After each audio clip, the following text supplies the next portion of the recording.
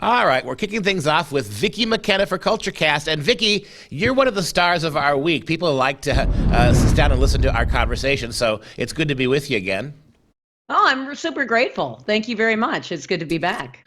And we have an interesting couple of conversations going on today. I think the first one is pretty damn serious. The second one, more laughable. Let's start in Elmbrook, Wisconsin. This is one of the more conservative suburbs of Milwaukee, right? This is not Madison. This is not deep in the heart of Milwaukee. This is a fairly conservative area of Wisconsin. Elmbrook School plans to introduce curriculum that decenters whiteness. Board of Education now threatens parents with law enforcement. Talk about the story. All right. So on the decentering whiteness is, first off, you have to understand that Elmbrook is a very conservative part of Wisconsin, not even nominally conservative, but very conservative. And they have been denying that they are promoting CRT or DEI. Instead, they're using alternative language, decentering whiteness. They adamantly reject any kind of accusation that they are promoting discrimination or bigotry against white kids or heterosexual Christian male white kids in the schools. They are now the subject of attention from Wisconsin Institute for Law and Liberty on that particular question of promoting overt discrimination. In fact, quickly an aside before we get to sort of the fresh story about Elmbrook, is the assistant superintendent there had indicated that discrimination law doesn't protect white kids, doesn't protect heterosexual kids, doesn't protect anyone who is not considered an oppressed minority. Actually claimed that federal and state discrimination law did not apply to certain groups that she finds disfavored because they are in the oppressor class. Wait, so a real mess going on at that school district right now. So let me understand this. That they are not discriminating against kids who are white, but the federal Civil Rights Act allows them to. Is this the argument? That they're saying we're not discriminating against white kids, but it's totally okay if we do because the law says it's okay. Yes, exactly correct. Outstanding. Yes. The most recent issue, and this is just a sort of a hot potato kind of school district right now. You know, a lot of parents got engaged for the first time during COVID, and good for them. What they also discovered was that highly inappropriate sexualized material was being assigned in class or was being suggested as library reading material. I mean, I think we've talked about that particular part of the story before. The latest is at Wisconsin Hills Middle School. This is in the Elmbrook School District.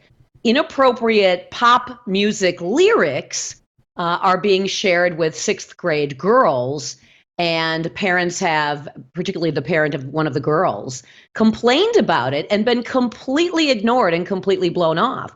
And so I'll just, quickly cut to the chase here. The song, which is every fifth word is an F-bomb practically, that was played in a classroom for a sixth grade girl. A parent read a lyric of that song at a school board meeting. That parent has now been threatened with a disorderly conduct citation.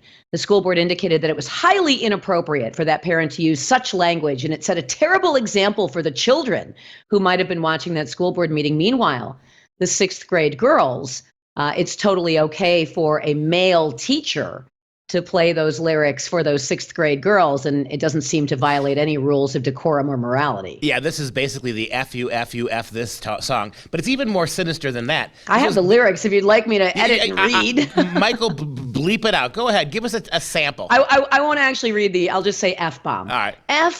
F you and your mom and your sister and your job and your broke blank car and that blank you call art. F you and your friends and I'll never see again. Everybody but your dog, you can all F off. And it goes on like this. Every paragraph of the song is a F, dropping, all kinds of profanities in the song. And incidentally, I looked this up. There's actually a radio edit of this song. So there's a totally cleaned up version of this song you could have played. But the sixth grade teacher chose instead to play a song that was unedited, highly profane.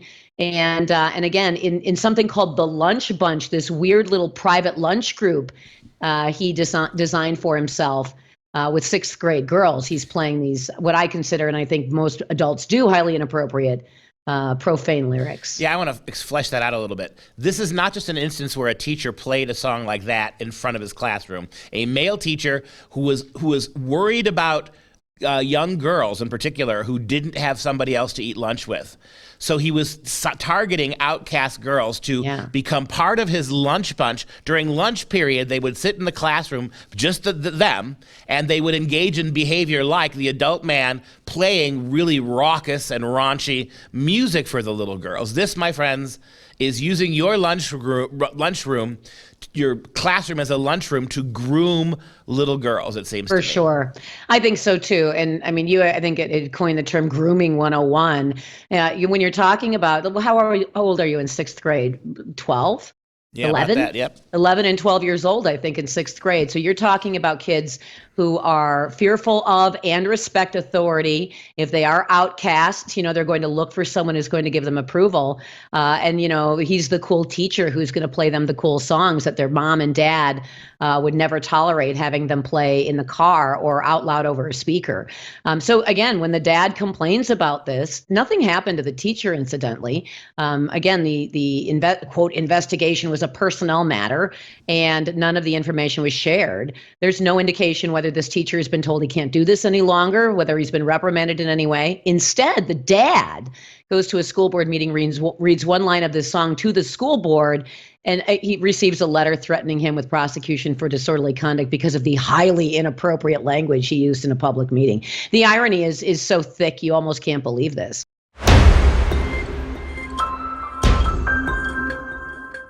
All right, back with Vicki McKenna for Culture Cast. Okay, so while people in conservative Elmbrook, Wisconsin are dealing with administrators telling them that you can't discriminate against white people even if you try, we have the next phase of gender idiocy, and it's called, Vicki, I'm just going to set this up, tee it up for you, the furries. Talk about the furries. The furries. Okay, let me just begin with an email I received yesterday as we were talking about various things that were going sideways in schools. I received, and kids being encouraged to declare alt gender, alt sexualities as their identities. I received this, and by the way, subsequently, I've received several emails confirming that these kinds of things are happening in schools. Hi, Vicki. I have grandchildren in the Wanakee School District. They have been instructed not to take pictures of, make fun of, stare at, or in any way call out the behavior of their classmates who are furries. The furries can choose whether they want to speak or not. The furries are allowed to dress in their choice of furry costumes. The furries can choose not to run in gym class, but instead sit at the feet of their teacher and lick their paws. Barking, hissing, and other similar animal noises are commonplace in the hallways at school. The children have been told that the furries are an identity and they must treat these children normally, and the school administration and teachers have normalized the behavior of the furries in their school. I am appalled. Now, lest you think this just might have been somebody who was trying to, punk us. Multiple parents reached out to me after I read that email on the air and said, this is real, it is happening. Kids are permitted to declare themselves furries as an identity, and they are then protected. In their behavior is protected. For those of you who don't know what a furry is, furries are people who identify with and believe in some capacity they are furry animated characters. I think most of it's typically associated with the anime world, that they are characters, animal characters in anime, and they dress up, or they put on tails, or they wear ears, or they put on whiskers, and then they pretend they're cats, and they meow, or they bark, or they growl, and they claim that at least partially they are animals. Well, we have this is way broader than you think. We have a video clip of a substitute teacher who, when she was in a classroom, she was told that when she was taking the role, one of the students meowed at her.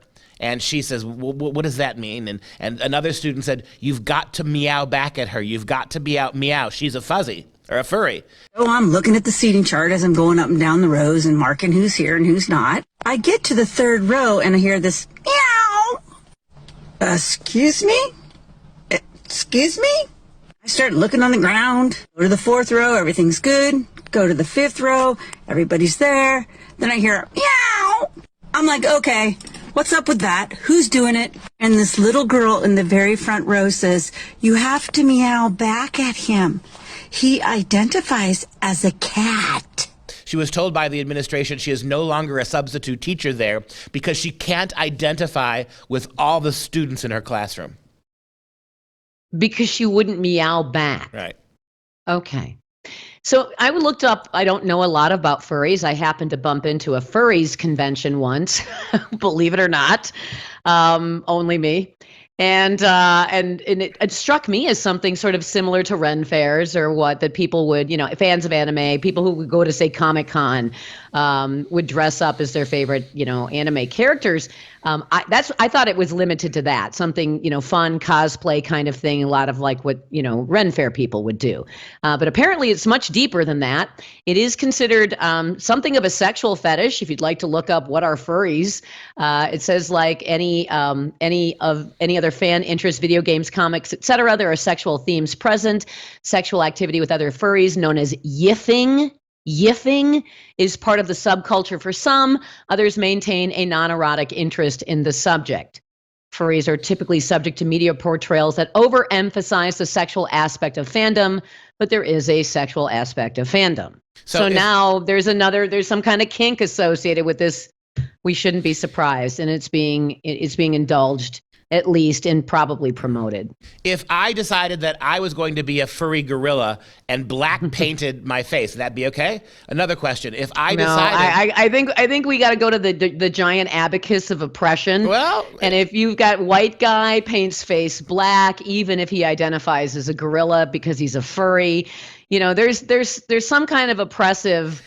overlap there that I don't think would be tolerated. I want to see personally. I want to see them legislate that. I want to see a kid show up in blackface for some valid reason. Well, but if you could identify as an animal, can't you identify as black if you're white? Why couldn't four little white kids in 4th grade decide that all the praise is going to black kids? Black kids are the heroic victims. Show up in blackface. And if I can identify as a man, why couldn't I identify as black? If you can identify as a furry, I mean, how do they justify promoting some of that and discriminating against other? How do they define that?